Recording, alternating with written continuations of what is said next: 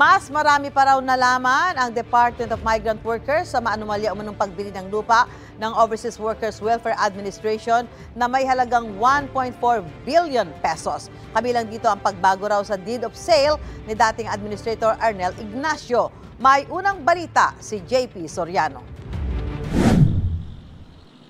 Handa na ang Department of Migrant Workers na ihabla si dating OWA Administrator Arnel Ignacio kaugnay sa umano'y di otorisadong pagbili ng lupa sa halagang 1.4 billion pesos. Ayon kay Migrant Workers Secretary Hans Leo Kakdak, marami pang nalaman sa umano'y maanumalyang proyekto, gaya ng pagpaparenta aniya ni Ignacio ng lupang binili. At tinanong ko sa kanya, nasaan ang upa o rent? Ang sagot niya, ay hiningi pa natin doon sa kolektor ng rent. Sabi ko, sino yung kolektor ng rent? Yung dating may-ari ng lupa. Sabi ko, bakit? Bakit yung dating may-ari ng lupa?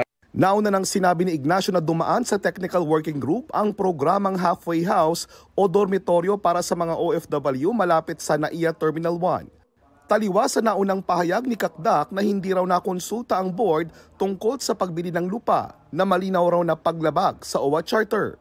Yung technical working group was after the signing of the deed of sale. At nung nagulat ang technical working group sa board, after the signing of the deed of sale, na-establish na hindi dumaan sa board yung deed of sale. September 2024, pinirmahan umano ni Ignacio ang deed of absolute sale kaugnay sa lupa na nangyari sa parehong buwan. Sabi ni Kakdak, binago raw ni Ignacio ang nakalagay sa deed of sale na sa halip na magbebenta ng lupa ay OWA na ang magbabayad ng local transfer tax na 36 million pesos. Aniya, exempted ang OWA sa mga ganitong uri ng buwis. Sabi namin, anomalya yan, dapat i-produce yung ibalik yung pera na yan at agad naman binalik. But that's right after sinabihan namin.